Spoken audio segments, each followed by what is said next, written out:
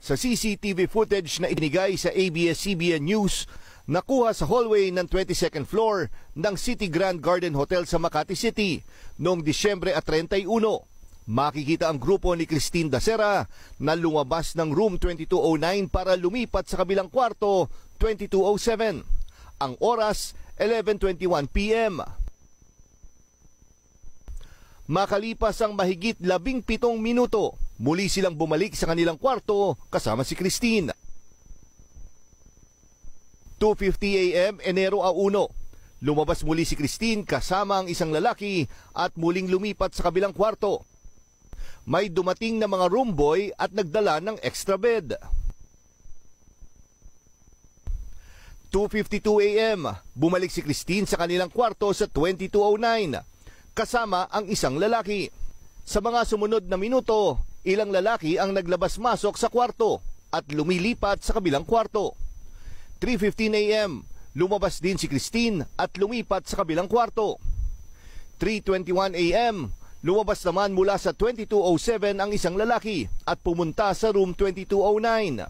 Lumabas ang tatlong lalaki at sinundo si Christine na pabalik sa room 2209.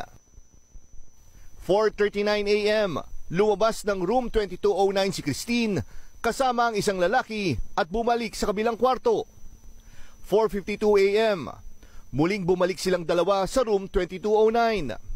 5:05 AM, makikitang nakikipaghabulan pa sa hallway si Christine sa kanyang kaibigan.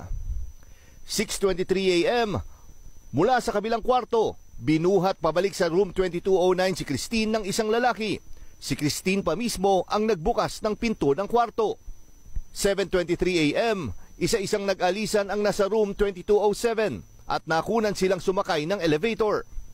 9:02 AM, may isang lalaki mula sa room 2209 ang umalis na rin. 12:22 ng tanghali, bumukas ang pinto ni na Christine at sumilip ang isang lalaki. 12:23, may dalawang lalaki ang kumatok sa pinto ng room 2209 at kinausap ang mga nasa loob. 12:27, dito na makikitang isang wheelchair ang dinala sa kwarto nila Christine. 12:30, nang ilabas sa kwarto si Christine sakay ng wheelchair. Dinala siya sa klinik ng hotel bago dalhin sa ospital.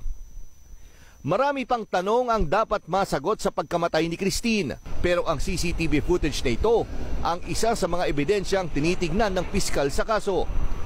Parehong may kopya ng CCTV footage ang panig ng mga suspect at ang pamilya ni Christine Dacera.